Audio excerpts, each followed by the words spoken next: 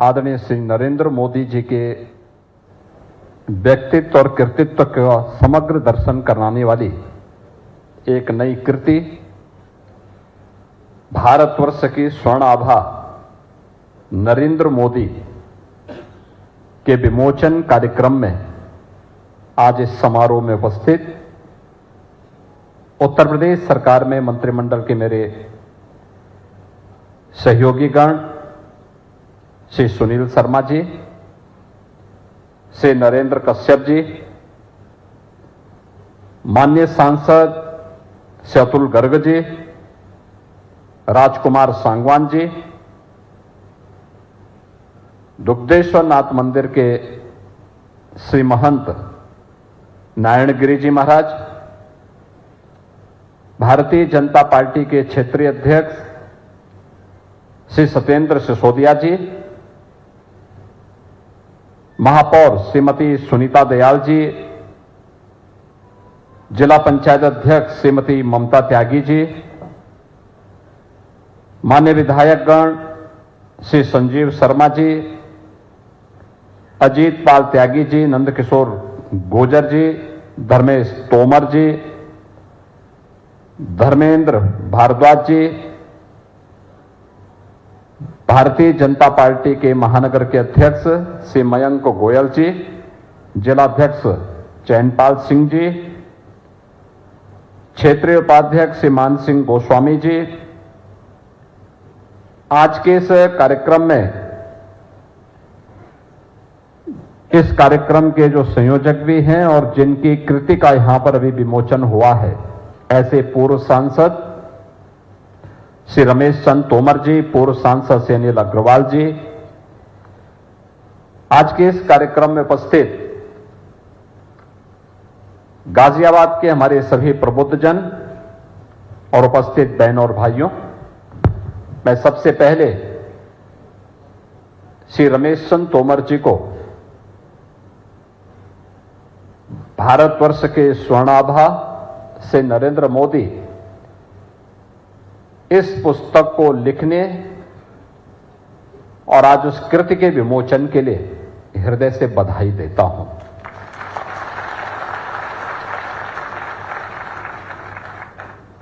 लिखना एक साधना है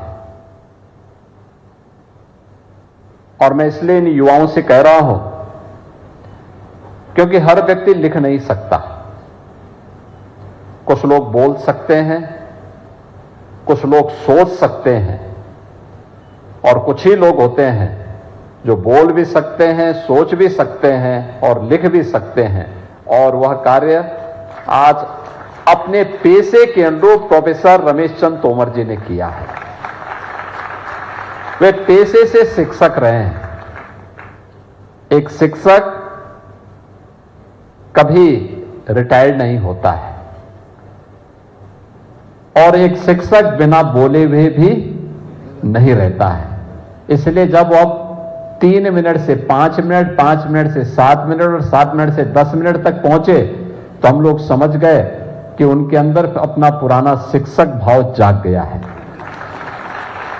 और उसी के अनुरूप उन्होंने इस कृति को भी आज यहां पर विमोचन किया है। और अवसर इसलिए महत्वपूर्ण है क्योंकि 17 सितंबर से 2 अक्टूबर के बीच भारतीय जनता पार्टी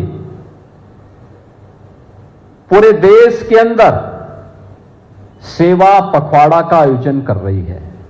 17 सितंबर आदरणीय प्रधानमंत्री जी का जन्मदिन, 25 सितंबर अंत्योदय के प्रणेता पंडित दीनदयाल उपाध्याय जी का पावन जन्मदिन और 2 अक्टूबर राष्ट्रपिता महात्मा गांधी और पूर्व प्रधानमंत्री लाल बहादुर शास्त्री जी का पावन जयंती। इस दौरान अनेक कार्यक्रम चल रहे हैं। आदरणीय प्रधानमंत्री जी ने 17 सितंबर का कार्यक्रम देश की नारी शक्ति के प्रति समर्पित किया।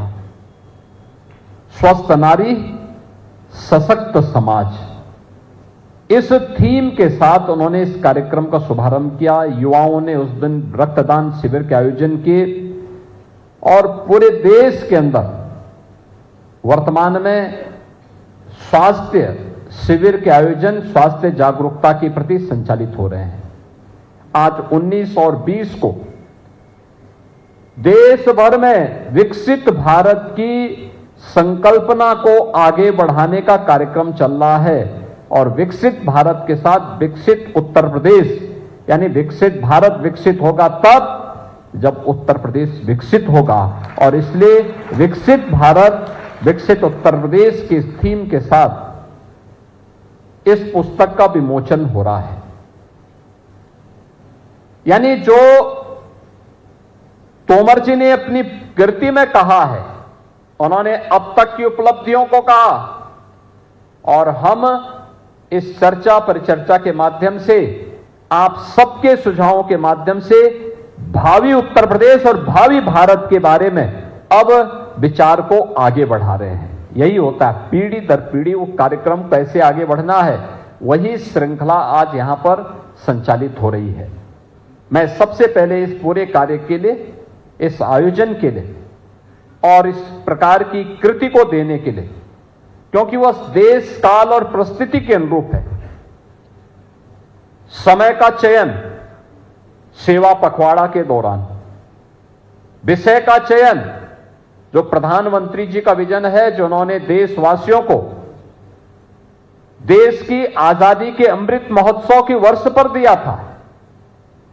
उन्होंने एक बात कही थी और अब बात उन्होंने कही थी कि भारत 2047 में जब विकसित भारत होगा, माननीय को भेंट करें, जब अपनी आजादी का शताब्दी महोत्सव मना रहा होगा, सभी माननीय तब हम कैसा भारत चाहते हैं और जनता की ओर से कैसा भारत चाहते हैं। और तब उन्होंने कहा था विकसित भारत हम सबका मंत्र बनना चाहिए, हम सबका संकल्प बनना चाहिए। उस संकल्प के साथ जोड़ने के लिए उन्होंने देशवासियों को पांच पंच प्रण की बात कही थी। पंच प्रण में उन्होंने कहा था कि पंच प्रण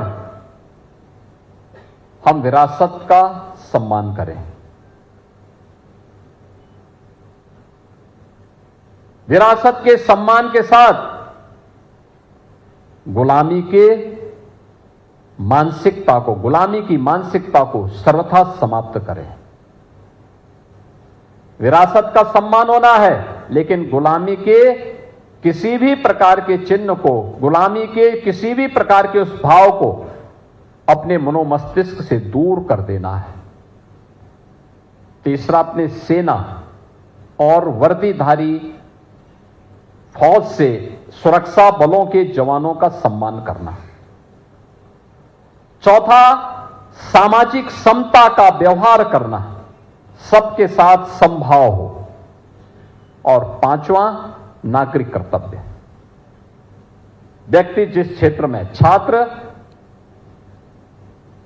शिक्षा के क्षेत्र में, शिक्षक एक शिक्षक के रूप में अपनी भूमिका का निर्वहन करे, व्यवसायी व्यवसाय के क्षेत्र में, श्रमिक के क्षेत्र में, नौकरी पेशा वाला व्यक्ति जिस क्षेत्र में काम कर रहा है, उस क्षेत्र में जिस क्षेत्र में कार्य कर रहा है, वहां पर अपने कर्तव्यों को राष्ट्रीय कर्तव्य मान करके जब कार्य करेगा, उसके परिणाम हम सबके सामने आएंगे।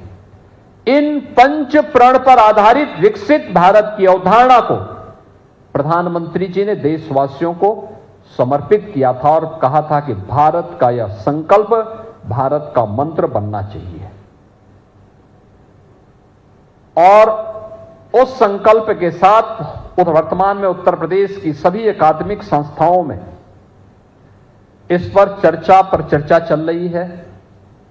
हमने इसके लिए कार्यक्रम बनाए हैं और आपने देखा होगा उत्तर प्रदेश विधानसभा विधायिका के बारे में एक चर्चा होती है कि वहां कार्य नहीं होता, हो हल्ला होता है। लेकिन 13 और 14 अगस्त को उत्तर प्रदेश की विधानसभा और विधान परिषद में लगातार 28 घंटे तक विकसित उत्तर प्रदेश, आत्मनिर्भर उत्तर प्रदेश पर चर्चा हुई थी लगातार। यानी रात्रि भर विधान सदन चला था, रात्रि भर चला था। और ऐसा नहीं कि रात्रि में केवल 2-4 लोग रहे हो, नहीं, हर समय सामान्य दिनों में आप देखते होंगे जब सदन चलता है तो 403 में से 300, 250 इस प्रकार के लोग रहते होंगे, जबकि उस समय सामान्यतः 11 बजे से लेकर 5-6 बजे तक ही सदन चलता है। लेकिन जब लगातार रात्रि में भी चल रही थी सदन, तब सदन में उपस्थिति 250-300 रात्रि में भी बनी हुई थी। क्योंकि मैं भी रात्रि में जब सदन में गया तो मैं देख रहा था और बड़े उत्साह के साथ लोग अच्छे सुझाव दे रहे थे। कैसे बनेगा उत्तर प्रदेश विकसित, आत्मनिर्भर कैसे बनेगा, इन सब पर व्यापक चर्चा हुई थी। और अब इस चर्चा को लेकर के हमने 300 से अधिक बुद्धिजीवियों को फील्ड में भेजा है, जो अकादमिक संस्थाओं के माध्यम से समाज के अलग अलग तबके के नागरिकों के साथ संवाद बना रहे हैं, युवाओं के साथ, अधिवक्ताओं के साथ, चिकित्सकों के साथ, महिलाओं के साथ, श्रमिकों के साथ, व्यवसायियों के साथ, समाज के जीवन से जुड़े हुए अलग अलग पक्षों को लेकर के। और ये प्रदेश भर में यह क्रम वर्तमान में चल रहा है। और उसी श्रृंखला में आज हम सब आपके बीच में गाजियाबाद में आए हैं।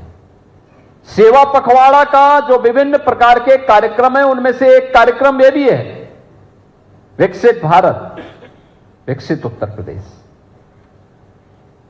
यानी भारत विकसित तब होगा जब उत्तर प्रदेश विकसित होगा। और उस पर हम आज इस चर्चा को आगे बढ़ाने का कार्य कर रहे हैं। सबसे पहले इस विषय में सोचने के पहले हम लोगों को एक बात को ध्यान रखना होगा। आपने वो कथा सुनी होगी, एक बार एक शेर का बच्चा अपने झुंड से बिछुड़ करके और सियारों के झुंड में चला गया। लंबे समय तक वो सियारों के साथ रहने का आदी हो गया, तो उसकी आदत क्या हो गई, वह जब उस झुंड से अपने झुंड से बिछड़ करके सियारों के झुंड में चला गया, तो उसकी आदत भी ऐसी हो गई, सियारों जैसी हो गई। शाम के समय जैसे अंधेरा होता था, वह भी मुंह आसमान की तरह दे करके आवाज लगाने लगता था। तो काफी दिन हो गए, उसकी आदत वही हो गई। वो वापस संजोग ऐसी रही कि एक बार फिर से वह उस झुंड से बिछुड़ करके शेर के पास वापस आए। शेर ने देखा कि मेरा बच्चा तो इसके बीच में, उन्होंने उसको वापस पकड़ा, लेकिन उसकी आदत नहीं गई। वह फिर जैसे शाम होती थी वैसे ही वह, तो उसकी मां ने उसको कहा बेटा तू सियार नहीं है, अरे तो शेर है, तो होकार क्या कर रहा है, तुझे तो दहाड़ मारनी चाहिए, तो अपना शेरत तो भूल गया है, तो ये सब क्या कर रहा है, रोना गाना क्या है तेरा, तुझे तो दहाड़ मारनी चाहिए, तेरी दहाड़ से पूरे जंगल के अन्य जीवों में सुरक्षा का भाव पैदा हो जाएगा। और वही स्थिति कमोवेश हम भारतीयों की थी गुलामी के कालखंड में। याद करिए, गुलामी के कालखंड में गुलामी की मानसिकता हम सब के ऊपर इस कदर छा गई। जो भारतीय था, हमने उसको यह माना कि यह हमारे पिछड़ेपन का कारण है। हमने भारतीयता को पिछड़ेपन का कारण मान लिया। हमने मान लिया जो विदेशी है वह श्रेष्ठ सर्वश्रेष्ठ है, जो भारत का है वह श्रेष्ठ नहीं है। लेकिन अगर आप इससे पीछे जाएंगे, इससे पीछे जाएंगे, आप दुनिया के मानचित्र को उठा करके देखिए, दुनिया के पिछले 400-500 वर्षों के आर्थिक प्रगति के इतिहास को उठा करके देखिए। आज से 400 वर्ष पहले भारत दुनिया की नंबर 1 की अर्थव्यवस्था हुआ करता था, नंबर 1 की अर्थव्यवस्था भारत दुनिया की। और ग्लोबल जीडीपी में भारत का जो योगदान होता था, दुनिया की अर्थव्यवस्था में भारत का जो हिस्सा होता था वह होता था 26%। याद करिए, 26% अकेले भारत का था और भारत के बाद तब चीन का नंबर था और बाकी अन्य देश अंधकार में जी रहे थे। ये सत्र यानी सन 1700 ईस्वी की मैं बात कर रहा हूं, उससे पहले भारत की स्थिति थी। और उसके 100 साल के बाद जैसे जैसे गुलामी की मानसिकता हावी होती गई, विदेशी आक्रांताओं का और विदेशी लुटेरों का भारत के अंदर जाल फैलता गया और हमारी मानसिकता उनकी नकल करने जैसी हो गई। परिणाम क्या हुआ? अगले 100 वर्ष के अंदर 1800 ईस्वी में आते आते भारत की स्थिति हो गई, भारत नंबर 2 की अर्थव्यवस्था बन गया। यानी नंबर 1 से हम नंबर 2 पे गए, नंबर 1 पर चीन आ गया। लेकिन अगले 100 वर्ष में भारत की स्थिति, भारत का शेयर, यानी पहले 100 वर्ष में हम 26% से घट करके 16% रह गए और 16 से घट करके 1947 में जब भारत आजाद होता है तो भारत का दुनिया में भारत की हिस्सेदारी मात्र 4% रह जाती है। 4%। भारत गुलामी की मानसिकता से इस कदर छाया हुआ था, हमें कुछ भी पता नहीं होता था। हमने उन शब्दों का चयन किया जो शब्द हमारे विकास की यात्रा में बाधक थे। हम लोगों को यह बताने का प्रयास होता था हर एक कार्य में कि नहीं, जो आपका होगा वह प्रगति का प्रतीक नहीं है और पिछड़ेपन का प्रतीक है। हमारी भाषा, हमारी संस्कृति, हमारा व्यापार,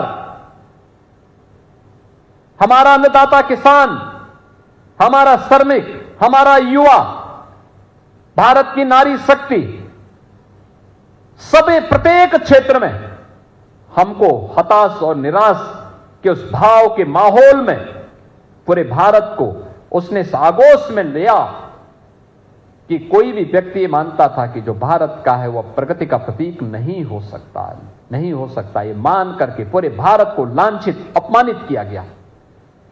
याद करिए, यह देश अलग अलग क्षेत्रों में देश की आजादी की लड़ाई को लेकर के लगातार लड़ता था। ऐसा नहीं कि इस देश में विदेशी हमले हुए हो, हमने उसका प्रतिकार न किया हो।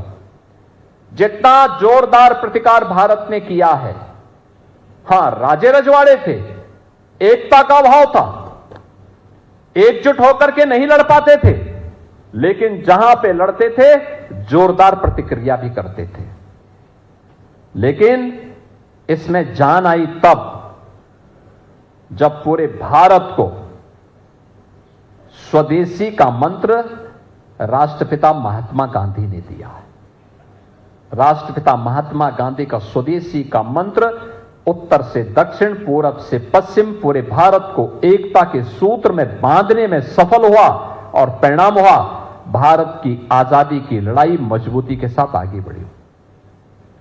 कहीं क्रांतिकारियों ने मोर्चा संभाला, कहीं पर आंदोलनकारियों ने, कहीं किसानों ने, कहीं श्रमिकों ने, कहीं छात्रों ने, कहीं महिलाओं ने, अलग अलग क्षेत्र में सबने नेतृत्व को संभाला। परिणाम क्या हुआ? जो ब्रिटिश हुकूमत भारत के अंदर शासन करने की मंशा के साथ आई थी कि आने वाले समय में भारत में स्थायी रूप से उनका शासन होगा, अगले कुछ वर्षों के अंदर उनके पांव उखड़ते हुए दिखाई दिए और परिणाम तो 1947 में देश को आजादी प्राप्त हो गई।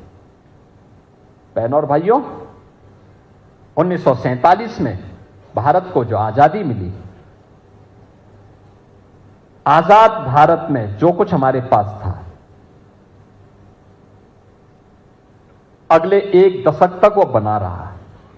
उसमें थोड़ी प्रगति का भाव आगे आया, लेकिन 1960 से जो गिरावट प्रारंभ हुई, वह लगातार 2014 तक चलती रही। 2014 में जब ये देश प्रधानमंत्री मोदी जी के हाथों में आया, तब भारत देश की 11वीं अर्थव्यवस्था था, दुनिया की 11वीं अर्थव्यवस्था। और आज पिछले 11 वर्ष में प्रधानमंत्री मोदी जी के यशस्वी नेतृत्व में 11 स्थान पर भारत की अर्थव्यवस्था थी। आज वह प्रधानमंत्री मोदी जी के यशस्वी नेतृत्व में दुनिया की चौथी बड़ी और सबसे तेज उभरती हुई अर्थव्यवस्था के रूप में स्थापित हुई है। सबसे तेज उभरती हुई अर्थव्यवस्था। इस वित्तीय वर्ष के अंत तक यह संभावना है कि भारत दुनिया की तीसरी बड़ी अर्थव्यवस्था बनेगा। लेकिन आगे क्या? ऐसा नहीं कि भारत ने किसी एक क्षेत्र में प्रगति की हो। एक तरफ विरासत है, दूसरी तरफ विकास है। एक तरफ युवा है, दूसरी तरफ अन्नदाता किसान है।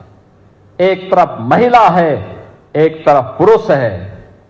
समाज के अंदर क्या इंफ्रास्ट्रक्चर का क्षेत्र हो, क्या शिक्षा का क्षेत्र हो, क्या इन्वेस्टमेंट का हो, क्या हेल्थ का हो, या इमर्जिंग टेक्नोलॉजी का फील्ड हो, कोई फील्ड ऐसा नहीं, कोई क्षेत्र ऐसा नहीं, कोई सेक्टर ऐसा नहीं जिसमें भारत ने पिछले 11 वर्षों में एक लंबी दूरी न तय की हो। एक लंबी दूरी न तय की हो। यह लंबी दूरी की एक कहानी एक नई प्रेरणा है। और पिछले 11 वर्ष के अंदर भारत ने जो कुछ तय किया है, यही विकसित भारत की आधारशिला बनने जा रही है। यही विकसित भारत की आधारशिला बनने जा रही है। आप अनुमान करिए, 1947 से लेकर के 2014 तक भारत के अंदर सामाजिक सेवा, सामाजिक सेक्टर में, सोशल सेक्टर में, सामाजिक क्षेत्र में केवल 17 से 19% लोगों तक ही शासन की योजनाओं का लाभ पहुंचा था। याद करिए, 1947 से लेकर 2014 तक इन 65-70 वर्षों में केवल 19% लोगों तक शासन की योजनाओं का लाभ पहुंचा था। और 2014 से लेकर के 2025 के बीच इसका दायरा 19% से बढ़कर के पहुंचा है आज 70%। 70% लोग आज भारत की सामाजिक सुरक्षा की योजनाओं का लाभ ले रहे हैं। सामाजिक सुरक्षा का मतलब किसी को राशन की सुविधा का लाभ मिल रहा है, आयुष्मान भारत की सुविधा का लाभ मिल रहा है, 4 करोड़ लोगों को आवास की सुविधा का लाभ मिला है, देश के अंदर 10 करोड़ गरीबों के घर में शौचालय बने हैं, 10 करोड़ गरीबों को आयुष्मान भारत का कार्ड मिला है, और 10 करोड़ भारतीयों के पास अपना स्वयं का शौचालय बनने के साथ साथ उन्हें अन्य तमाम प्रकार की सुविधाओं और उज्ज्वला योजना की रसोई गैस का कनेक्शन की सुविधा का भी लाभ प्राप्त हुआ है। कोई कल्पना करेगा? आज युवाओं के लिए स्टार्टअप की योजना है तो स्टैंडअप की भी योजना है। आज दुनिया के अंदर भारत, जिसको लोग बोलते हैं पिछड़ा है, कुछ नहीं हो सकता, दुनिया में इसकी कोई गिनती नहीं, वह भारत दुनिया का सबसे बड़ा तीसरा स्टार्टअप का इकोसिस्टम भारत रखता है दुनिया के अंदर। यह भारत की ताकत बन रही है। और स्टार्टअप केवल भारत ने दिखाया है, स्टार्टअप केवल आईटी इलेक्ट्रॉनिक्स में ही नहीं हो सकता, बल्कि हर एक सेक्टर में हम एक नया स्टार्टअप स्थापित करके उसे यूनिकॉर्न बनाने की ओर अग्रसर हो सकते हैं। आज उत्तर प्रदेश की 1 डिस्ट्रिक्ट 1 प्रोडक्ट की योजना यह करके दिखा रही है। यानी हम हर क्षेत्र में आगे बढ़ सकते हैं।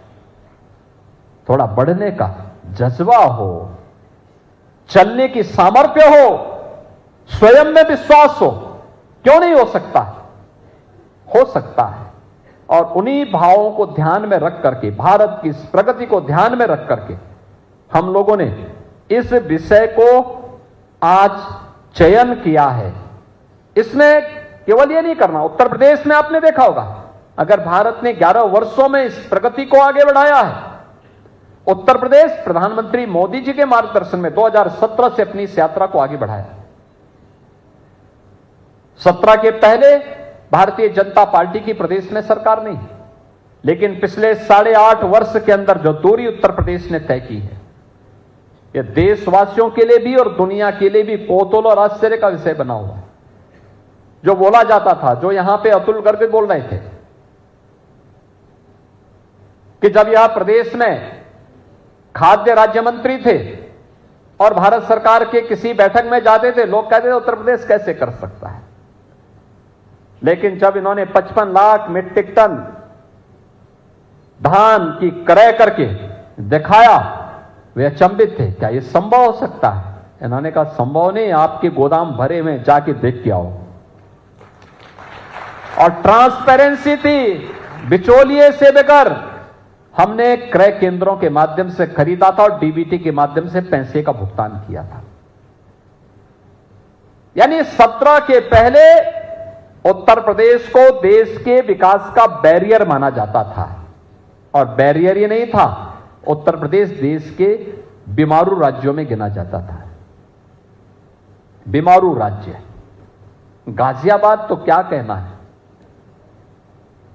यानी गाजियाबाद, मुख्यमंत्री बनने के पहले मैं सांसद था, और दिल्ली में आप देखते होंगे संसद के 4 सत्र चलते हैं, चारों सत्र में मैं रहता था।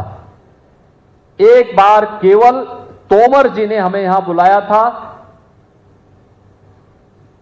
सरसों का साग और मकई की रोटी खिलाने के लिए, लेकिन गाजियाबाद की छवि अच्छी नहीं थी। गाजियाबाद की छवि अच्छी नहीं थी, एक गैंगस्टर के लिए जाना जाता था। यहां पे फिल्म बन चुकी थी यहां के गैंगस्टर के कृत्यों से, लोग उसी रूप में गाजियाबाद को जानते थे। यह गाजियाबाद की पहचान थी, गंदगी और गैंगस्टर, यह गाजियाबाद की पहचान हो गई थी। गौतम बुद्ध नगर यह लूट का एक अड्डा था, बेईमानी का एक नया जरिया बना दिया गया था, और कह दिया गया मुख्यमंत्री वहां जाएंगे दोबारा नहीं बन सकते मुख्यमंत्री। मैंने कहा तब तो जरूर जाऊंगा।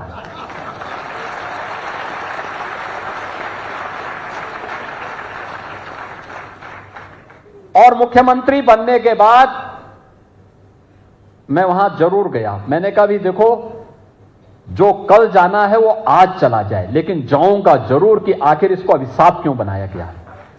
तब मुझे पता लगा कि ये तो जो लोग लूट खसोट करने वाले थे, उन्होंने ये फ्लोट कर दिया कि मुख्यमंत्री जाएगा दोबारा नहीं आएगा। आपने देखा होगा, हम लोग, मैं पहला व्यक्ति हूं जो 5 साल प्रदेश में लगातार मुख्यमंत्री बनने के बाद फिर से मुख्यमंत्री जनता जनार्दन के आशीर्वाद से चुन करके आ गया।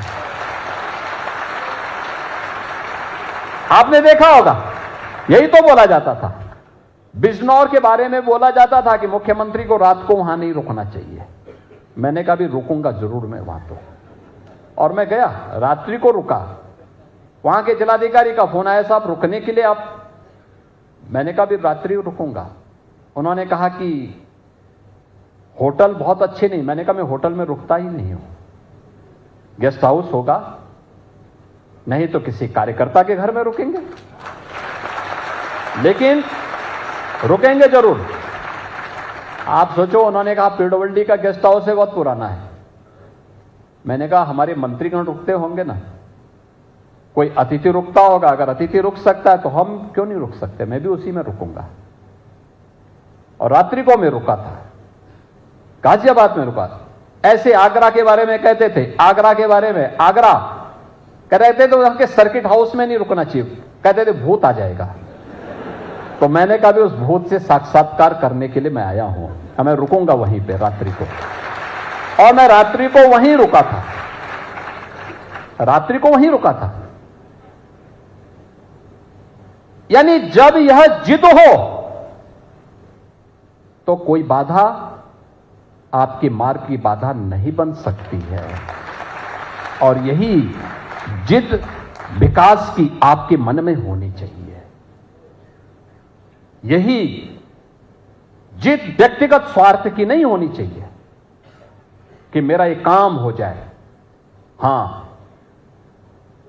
कार्य वह होना चाहिए जो समाज के लिए और राष्ट्र के लिए उपयुक्त हो, जो देश के लिए अनुकूल हो, समाज के लिए हितकारी हो।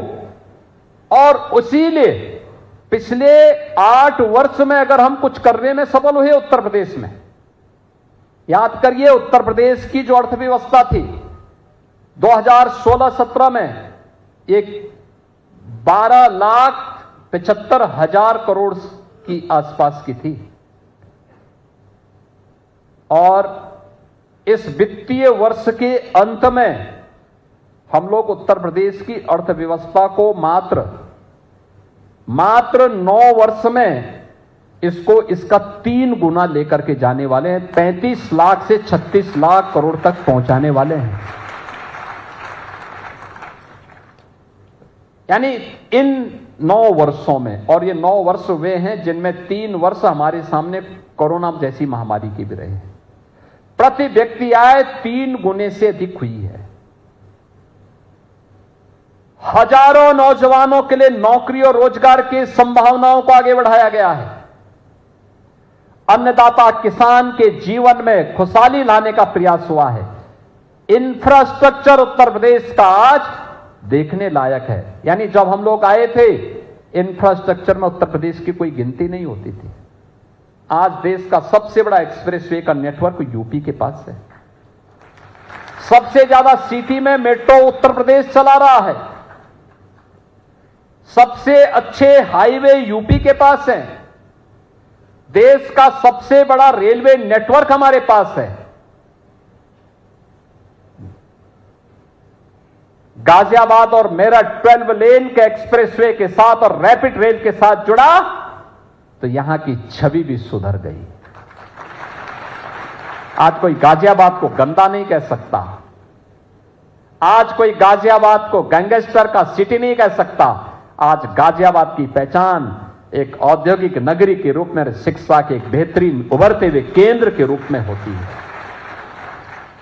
यह आपकी पहचान बन रही है। आज कोई उत्तर प्रदेश को बीमारू राज्य नहीं कह सकता। 17 के पहले उत्तर प्रदेश का कोई नागरिक, उत्तर प्रदेश का कोई नौजवान उत्तर प्रदेश के बाहर जाता था तो उत्तर प्रदेश के नौजवान को अपनी पहचान छुपानी पड़ती थी। ये केवल गाजियाबाद को ही नहीं, ये पहचान हर जनपदवासी को छुपाना होता था। और अगल बगल के किसी राज्य का नाम ले लेता था। लेकिन आज उत्तर प्रदेश का कोई भी नागरिक जब उत्तर प्रदेश से बाहर जाता है और कहता मैं उत्तर प्रदेश से हूं, तो बोलने वाले के चेहरे पर कितनी चमक है ये तो नहीं कह सकता, लेकिन देखने वाले और जिसको आप बता रहे हैं उसके चेहरे पर एक नई चमक आ जाती है। उत्तर प्रदेश, उत्तर प्रदेश, उसके मुंह से एक यानी पॉजिटिव आवाज निकलती है, उत्तर प्रदेश। आज हर व्यक्ति उत्तर प्रदेश के बारे में जानने के लिए उत्सुक है और इसीलिए पिछली सरकारों ने बीमारू बनाया था।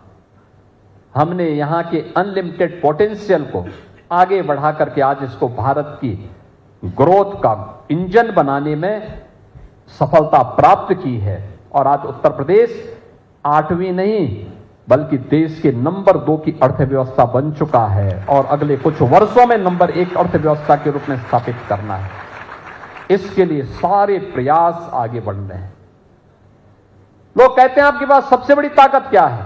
मैं कहता हूं हमारा युवा है, हमारा अन्नदाता किसान है, आधी आबादी नारी शक्ति की है, हमारा उद्यमी है, हमारा श्रमिक है और जीवन की प्रत्येक क्षेत्र में कार्य करने वाला हर व्यक्ति हमारी ताकत है। वह कार्य कर रहा है, मेहनत कर रहा है, उत्तर प्रदेश को बढ़ाने का काम कर रहा है। और उत्तर प्रदेश की इस प्रगति की गाथा को तेजी से आगे बढ़ाने के लिए एक थीम दी है, आत्मनिर्भर। यानी भारत विकसित होगा तब जब आत्मनिर्भर होगा, और भारत विकसित और आत्मनिर्भर तब होगा जब उत्तर प्रदेश विकसित और आत्मनिर्भर होगा। और उत्तर प्रदेश विकसित और आत्मनिर्भर तब होगा जब गाजियाबाद विकसित और आत्मनिर्भर होगा। हर जनपद इस यात्रा में सहभागी बनेगा, हर गांव, हर नगर निकाय इस यात्रा में सहभागी बनेगा। और इसके लिए हमें अभी से प्लानिंग करनी होगी। अगले 5 साल में क्या, अगले 10 वर्ष में क्या, अगले 22 वर्ष में क्या हमें अचीव करना है, कैसे करना है, हर एक सेक्टर में। इसके लिए 12 सेक्टर हमने तय किए हैं। शिक्षा, स्वास्थ्य। आप याद करिए, ये मंच में बैठे हुए जितने लोग हैं, जब ये लोग स्कूली शिक्षा पढ़ते थे तब कोई स्मार्टफोन और टैबलेट की चर्चा ही नहीं कर सकता था, कोई था भी नहीं। आज हम इन युवाओं से बोलेंगे कि आप टैबलेट और स्मार्टफोन का इस्तेमाल मत करिए, तो इनका जीवन अधूरा हो जाएगा। टेक्नोलॉजी का उपयोग, ये डिजिटल इंडिया के बारे में, डिजिटल इंडिया ने भारत के युवाओं को एक नई उड़ान बनने के लिए प्लेटफॉर्म दिया है। यह हमारी विकास की यात्रा का हिस्सा है। इसने अनेक रोजगार के अवसर दिए हैं, लेकिन विकास की यात्रा की कर्मिक यात्रा को हमने किस रूप में आगे बढ़ाया है, यह युवाओं को तय करना है कि उसको हम सकारात्मक रूप से आगे कैसे बढ़ा लें, जो इनके सर्वांगीण विकास का मार्ग प्रशस्त कर ले। आने वाले समय में क्या हो सकता है, यही आपके सामने एक अवसर भी है।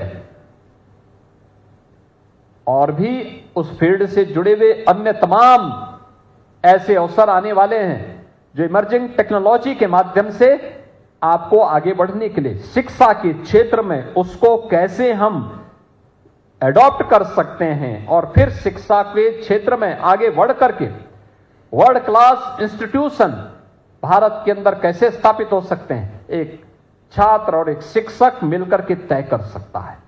उससे संबंधित सुझाव, 5 वर्ष के लिए क्या हमारा लक्ष्य होना चाहिए, 10 वर्ष के लिए क्या होना चाहिए, अगले देश की आजादी के शताब्दी महोत्सव के लिए क्या होना चाहिए। ऐसे ही स्वास्थ्य के लिए, स्वास्थ्य का क्षेत्र बड़ा बृहद क्षेत्र है। मॉडर्न मेडिकल की फैसिलिटी भी है हमारे पास, ट्रेडिशनल मेडिसिन की भी सुविधा आयुष के क्षेत्र में है। इन सब के लिए भी अनेक सुविधाएं हैं। अभी तक व्यक्ति फिजिकली प्रेजेंट होता है डॉक्टर के सामने, आने वाले समय में टेक्नोलॉजी का और बेहतर इस्तेमाल होगा। अभी टेली कंसल्टेशन में गए, कल हो सकता है कि उसका स्मार्टफोन ही उसके बारे में पूरी प्रेस्क्रिप्शन लिख करके उसको दे दे और उसको बता दे, जन्म से ही उसके बारे में बता दे कि इसको क्या क्या क्या क्या सावधानियां रखनी चाहिए आगे के लिए। बहुत कुछ हो सकता है। मॉडर्न मेडिसिन को उसके क्षेत्र में 5 साल की, 10 साल की, 22 साल की प्लानिंग के बारे में सुझाव, और सुझाव के साथ साथ यानी अपनी बातों को रखने और उसके साथ सुझाव को भी उसके साथ जोड़ना है। ऐसे ट्रेडिशनल मेडिसिन में हम क्या कर सकते हैं, आयुष का फील्ड बहुत बड़ा है, क्या हो सकता है इसमें, बहुत कुछ संभावनाएं हैं। तो लोग उसके क्षेत्र में दें, उसके बारे में सुझाव दें। ऐसे ही अधिवक्ता अपने क्षेत्र के बारे में सुझाव दें। याद रखना, टेक्नोलॉजी किसी को बेरोजगार नहीं करती, किसी को बेरोजगार नहीं करती। याद रखिए, जब कंप्यूटर आया था तब भी आंदोलन चले थे, कंप्यूटर से बेरोजगारी बढ़ेगी। कंप्यूटर ने नए अवसर दिए हैं, नए अवसर दे दिए लोगों को आगे बढ़ने के लिए। हर टेक्नोलॉजी नए फील्ड खोलती है, नए द्वार खोलती है, उसको हम किस रूप में लेते हैं, यह हम पर निर्भर करता है। यह हम पर निर्भर करता है। कृषि और जल संसाधन में भी बहुत कुछ हो सकता है। याद रखना, उत्तर प्रदेश तो सबसे दुनिया की उर्वरा भूमि को रखता है, और उर्वरा भूमि में उत्तर प्रदेश की जो भागीदारी है, हमारा यह मानना है कि टेक्नोलॉजी का इस्तेमाल हमारे अन्नदाता किसानों ने कम किया है। इसका बेहतर इस्तेमाल करेगा। जितना वो उत्पादन करता है, लागत को कम करके इसकी उत्पादकता को इससे 3 गुना बढ़ाने की सामर्थ्य उत्तर प्रदेश की धरती रखती है। अगर हम उसके अनुरूप उसको लेकर के चले, कैसे बेहतर जल प्रबंधन हो सकता है, इन सब पर भी ध्यान देना होगा। नदियों के बारे में सोचना होगा, उसकी प्लानिंग करनी होगी। अभी से इनके बारे में, अर्बनाइजेशन के बारे में हमें तय करना होगा। औद्योगिक विकास के बारे में, परंपरागत उद्यम के बारे में, सर्विस सेक्टर के बारे में, टूरिज्म के बारे में बहुत संभावनाएं हैं। भारत के अंदर हर प्रकार का टूरिज्म है। स्पिरिचुअल टूरिज्म भी है, इको टूरिज्म भी है, हेरिटेज टूरिज्म भी है। हर प्रकार के टूरिज्म के लिए एक नया स्पॉट हम अलग अलग जनपदों में स्थापित कर सकते हैं, तैयार कर सकते हैं। उसके लिए बेहतर सुझाव, कैसे हमारी प्लानिंग हो सकती है। यह आवश्यक नहीं कि सरकार ही पैसा करे, पीपीपी मोड पर भी दोनों मिलकर के भी आगे इसको बढ़ा सकते हैं। इन 12 सेक्टर से जुड़े हुए, अलग अलग क्षेत्र से जुड़े हुए लोगों के पास अलग अलग उनके मन में भी कुछ ना कुछ तो प्रश्न आते होंगे, कुछ ना कुछ तो सुझाव आए होंगे। समर्थ यूपी पोर्टल पर आपको क्यूआर कोड को डाउनलोड करके उसमें अपने सुझाव को अपलोड करना है कि इस फील्ड में हमारा यह सुझाव है। और मैं आप सबसे इस बारे में कहूंगा कि जो 12 सेक्टर हमने चयन किए हैं इसके लिए, इसमें हर जनपद के 3 सुझाव, जो 3 अच्छे सुझाव आएंगे विकसित उत्तर प्रदेश के लिए, उनको हम इसी प्रकार के एक बड़े कार्यक्रम में जनपद के अंदर ही सम्मानित करने का काम करेंगे। उनको हम आज जनपद के अंदर ही सम्मानित करने का काम करने वाले हैं। और प्रदेश के अंदर ऐसे 5 सुझाव हम लखनऊ में एक बड़े समारोह में उनको सम्मानित करने का काम करेंगे। लखनऊ में 5 ऐसे जो प्रदेश के अच्छे सुझाव होंगे, उन सबको भी हम सम्मानित करने वाले हैं। और इसलिए आज मैं आपके बीच में आया हूं आपसे कहने के लिए कि हम लोग इन सभी के बारे में अपने महत्वपूर्ण सुझावों से अवगत कराएं। क्यूआर कोड को डाउनलोड करना सीखें, उसमें अपने सुझावों को, जिस सेक्टर में आपको पसंद है, कोई शिक्षा चाहता हो, कोई शिक्षा के क्षेत्र में, कोई स्वास्थ्य के क्षेत्र में, कोई कृषि और जल संसाधन के क्षेत्र में, कोई नगर विकास के क्षेत्र में, कोई सर्विस सेक्टर में, पर्यटन आदि के क्षेत्र में, कोई इमर्जिंग टेक्नोलॉजी के क्षेत्र में, अलग अलग फील्ड में हर व्यक्ति अपने अपने बहुमूल्य सुझावों को दे सकता है और उसको उत्तर प्रदेश सरकार के पास पहुंचा सकता है। और अगर कोई पोर्टल के माध्यम से क्यूआर कोड को डाउनलोड करके नहीं दे सकता है, तो उत्तर प्रदेश सरकार के पास आप कम शब्दों में लिख करके भी पोस्ट कार्ड के माध्यम से भी इसको भेज सकते हैं। आप सबके सुझावों का हमें इंतजार होगा और मैं आप सबका आह्वान करूंगा कि उत्तर प्रदेश की विकास की यात्रा का, उत्तर प्रदेश को एक विकसित राज्य के रूप में स्थापित करने की इस यात्रा में हम सबको सहभागी बनना पड़ेगा, क्योंकि ये हमारे वर्तमान के साथ साथ भावी पीढ़ी के लिए भी एक अवसर होगा। हमारा ये मंत्र उनके जीवन को एक नई दिशा दे सकता है, उन्हें उज्जवल भविष्य की परिकल्पना के साथ जोड़ सकता है। और उसको जोड़ने के लिए, आपका आह्वान करने के लिए आज मैं यहां गाजियाबाद में आया हूं और मैं धन्यवाद दूंगा कि विकसित भारत, विकसित उत्तर प्रदेश की इस अवधारणा में आज हमने प्रोफेसर रमेश चंद्र तोमर जी की इस कृति कि भारतवर्ष की स्वर्णाभा नरेंद्र मोदी, इस पुस्तक को भी आज हमने विमोचन किया है। मैं इसके लिए प्रोफेसर रमेश चंद्र तोमर जी को हृदय से बधाई देता हूं, उनके परिवार के सदस्यों को बधाई देता हूं उनके स्वस्थ और दीर्घ जीवन की कामना भी करता हूं कि उन लंबे समय तक वे सांसद के रूप में अपनी सेवाएं दिए। सदन में उनके साथ हमारे बहुत अच्छे अनुभव रहे हैं और अच्छा काम उन्होंने सदन के माध्यम से गाजियाबाद के विकास के लिए उस समय किए थे। और आज उन्होंने प्रधानमंत्री मोदी जी की 11 वर्षों की विकास की इस यात्रा में बदलते हुए भारत को उन्होंने इस कृति के माध्यम से प्रस्तुत करने का प्रयास किया है। मुझे पूरा विश्वास है कि पुस्तक न केवल यहां पर उपस्थित नागरिकों के लिए, मैं चाहूंगा कि लोग उस पुस्तक को जरूर खरीदें और सेवा पखवाड़ा के दौरान इस प्रकार की कृतियों को जो प्रधानमंत्री मोदी जी पर आधारित हो वही गिफ्ट के रूप में एक दूसरे को भेंट दे, जिसमें मोदी जी के बारे में हर व्यक्ति उनके उस विराट व्यक्तित्व के बारे में, उनके कृतित्व के बारे में प्रेरणा प्रकाश प्राप्त कर सके और नई पीढ़ी को आगे बढ़ने की एक नई प्रेरणा प्राप्त हो सके। इस विश्वास के साथ हर लाइब्रेरी में, पुस्तकालयों में और विश्वविद्यालयों में, अकादमिक संस्थाओं में, सार्वजनिक पुस्तकालयों में इस प्रकार की पुस्तकों को होना और युवाओं के हाथों में खासतौर पर जाना, जिससे वह वर्तमान यानी इससे भूत, वर्तमान और भविष्य के बारे में भी जानकारी ले सके। आज के इस अवसर पर एक बार फिर से विकसित उत्तर प्रदेश के लिए आपके बहुमूल्य सुझाव की अपेक्षा हम सबको रहेगी। इस विश्वास के साथ मैं इस पूरे